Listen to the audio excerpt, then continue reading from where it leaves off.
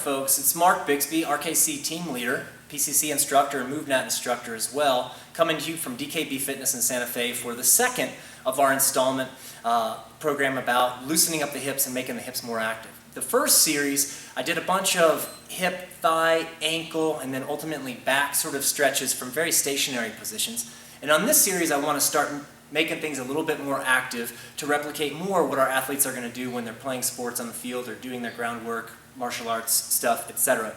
I learned this sequence from Jimmy Radcliffe, who is the head strength and conditioning coordinator at the University of Oregon, and he is a real advocate of active mobility drills, and he's a real advocate as well of keeping things at a great tempo because he wants to mimic the pace that his players go out on the field. And if you've seen Oregon football play, they're taking 5 to 10 seconds between snaps, and they're trying to wear out the opposing team by running lots of plays, and so their tempo is really important. So all of Jimmy Radcliffe's workouts try to mimic that pace so that his players are ready when they step out on the field.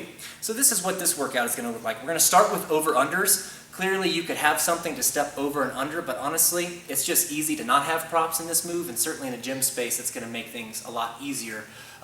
In our gym, we have dowels, and we'll have partners hold them up for each other and step over and under, but I just like to imagine that there's a dowel there, and I like to imagine it's basically against my thigh, and then from here, all I'm going to do is step over real tall, bring the other leg over, and then I'm going to imagine I'm stepping under, keeping the back nice and straight, and coming back up. A couple steps to the right, then I'll come back to the left over, back to the left under, all right? And then I want to change that motion. I want to just move laterally, so I'll step over forward, and then from there, I might try to pivot, make it a little bit more athletic, so as I bring this foot over, I switch and pivot and go under, and come back up and do the same thing. I usually do that about 3 or 4 times, over, under, trying to move in different ways to really actively open up those hips, imagining the bars getting higher as I step over it and lower as I get under it, really getting myself mobilized in the hips.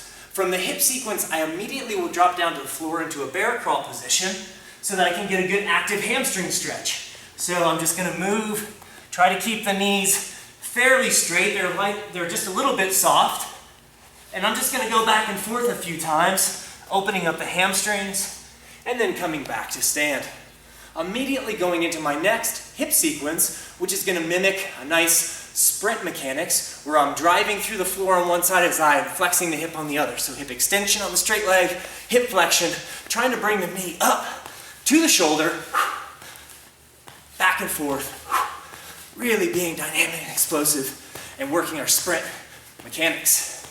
Good, and then finally, I'll come back to the hamstring complex, and I will do a marching drill where I'm just coming up and kicking the toes to my hands.